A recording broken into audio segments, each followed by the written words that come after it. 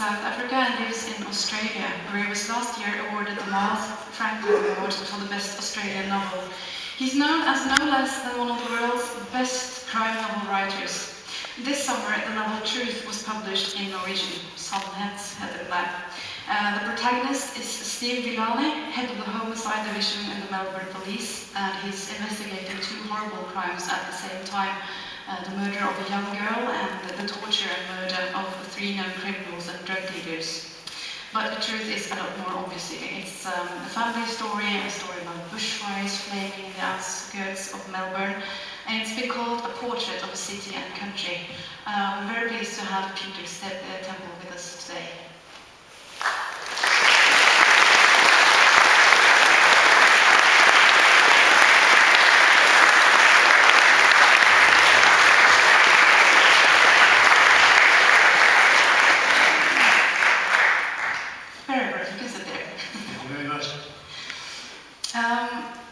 Let's start right at the beginning of your book, Truth.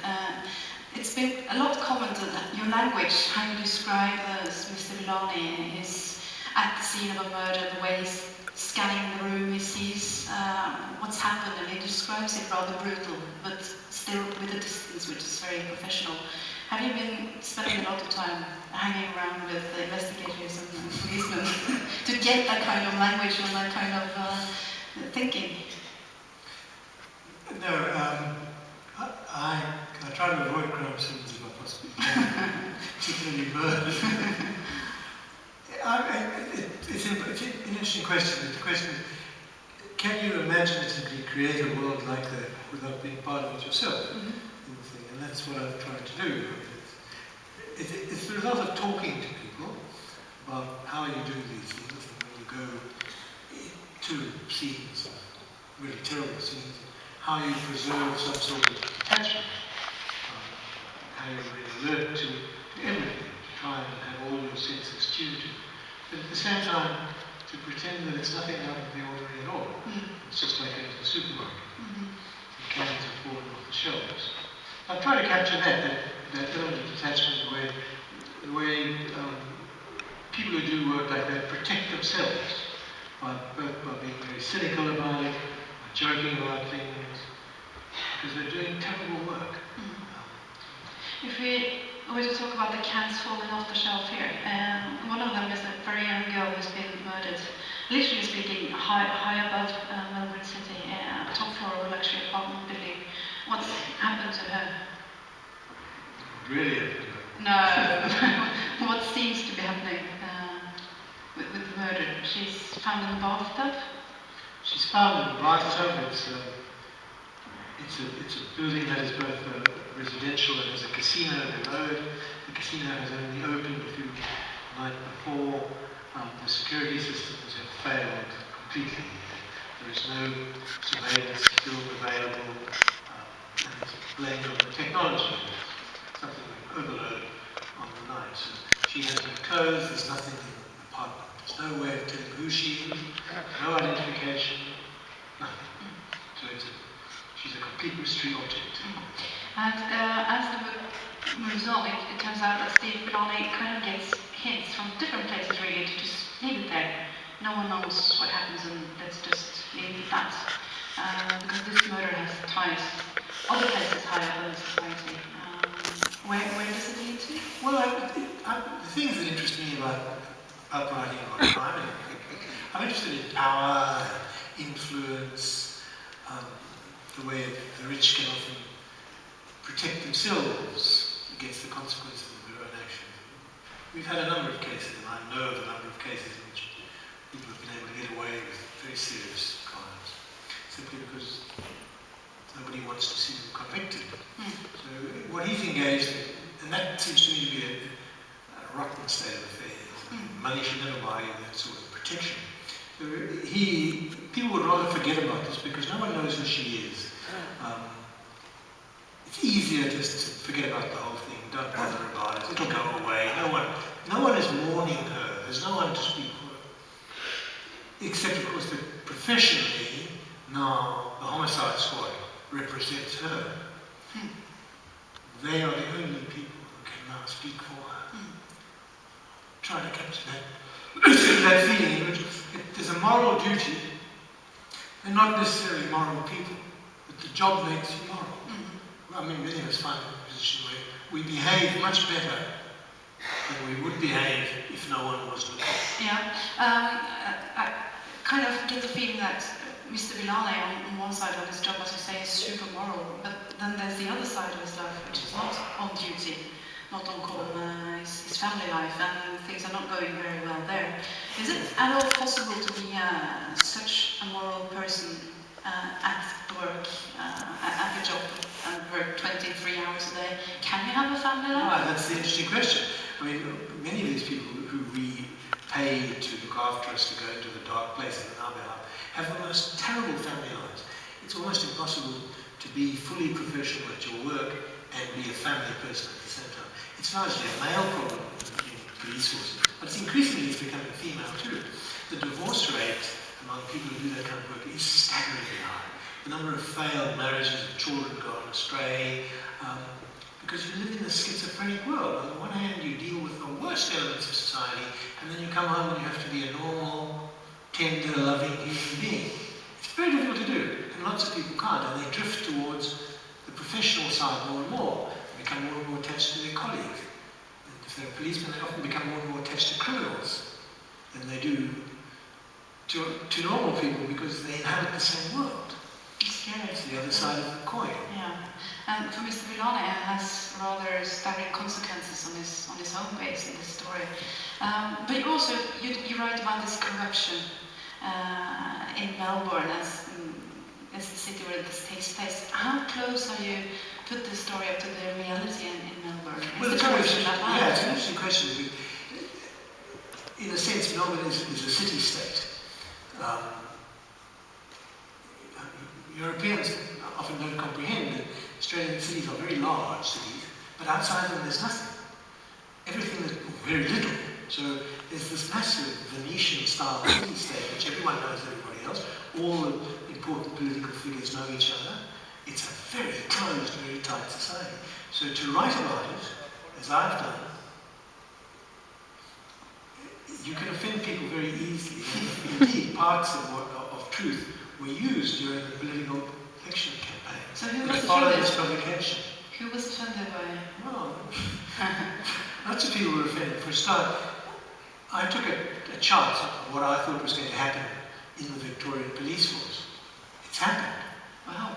So it's just luck. You're a sightseer. Well, because if you look at, I like to think that I was taking a guess, but you can read the signs. The police force stand between the two political parties. Everybody wants influence with them. There's a huge law and order campaign that was launched before the last election. With obviously one party accusing the other of being very soft on crime. There's a tremendous amount of teenage crime, tremendous amount of street violence, all sorts of things. The society has changed dramatically in the last 15 years. And the baby boomer generation feels very threatened by it. Also a large percentage of the voters. So to appeal, to say that if you put us into power, we'll show you what law and order looks like. We'll put more policemen on the trains, we'll put more policemen on foot in the streets, and things like that. It's very important. But the police force is trapped between us. It's possible to relate even to living in Norway and Oslo with this kind of debates, the law and order party and so on. But you said Venetian style. When I read about Melbourne in your book, I thought more like the last days of Rome. Villane is describing how everything was getting worse. Yeah, the end of days, exactly. Yeah. The barbarians are at the gates. Yeah. I think lots of people feel that. I mean, there is a feeling that some sort of anarchy has been let loose. One of the things, the insidious nature of the drug culture, I think it's spread, it now permeates the entire society. So I'm not to tell anybody this, that there are as many people snorting cocaine in the boardrooms as there are people shooting up in the streets. So you've got a continuum right across the society. It used to be just alcohol. And the drugs have moved away from marijuana, which is an agricultural crop. It's probably quite a good thing to grow. But it's moved into chemical laboratories. You no longer have to smuggle cocaine in from other countries. You can manufacture amphetamines that have field mines, in drug laboratories, that discount drug laboratories. So there's this tremendous power of drug money in society now. It's huge. They don't know what to do with it.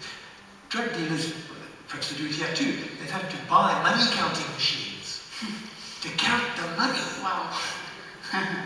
Is it Melbourne specifically, or is it all the big cities of the world? I think it's most cities of the world. I mean, we may see it in a more extreme form because I don't want to insult my own country, which I love very dearly, but it's a very young country. It doesn't have centuries of tradition, and so it tried very hard to be civilized, and it's had less time to practice. Right. And before the things start to fall apart again. So it's as if Rome had only lasted for 50 years. Okay. The glory that was Rome.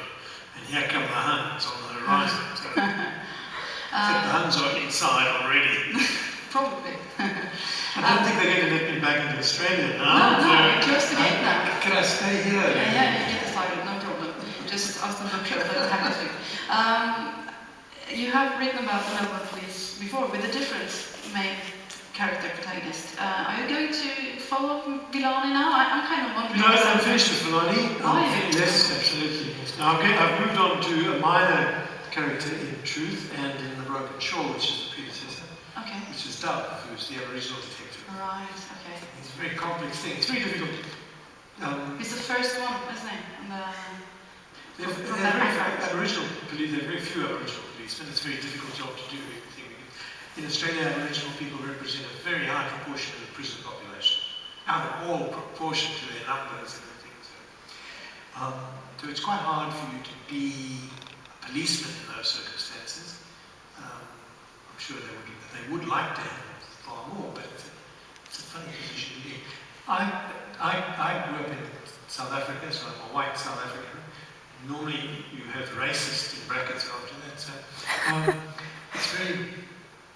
very nervous about writing about it, but I've started it now, so we'll see how it goes. It's very hard. There's a feeling often that no one should, unless you, it's like me writing from a woman's point of view, if you know what I mean. Many people are offended at men who try to write from a woman's point of view.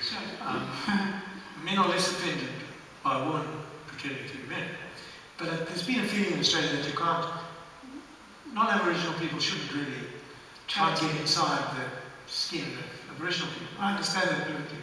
So you have some research to do, and you have some... Well, I think the research is done. The question is whether you can make the emotional connection, and you think whether you can actually speak the truth and not be hated for it. Right. You have to speak the truth about what people are. So there's that line when you can be accused of being racist. I mean, there's a certain political correctness that attaches to these things. And I should be the last person who gets involved in this sort of thing. Because ex-white South Africans should not do this. Their own history is so bad. So that's why I'm doing it then. Yeah, good reason. Best of luck, and thank you for coming here Well, today. thank you. Thanks.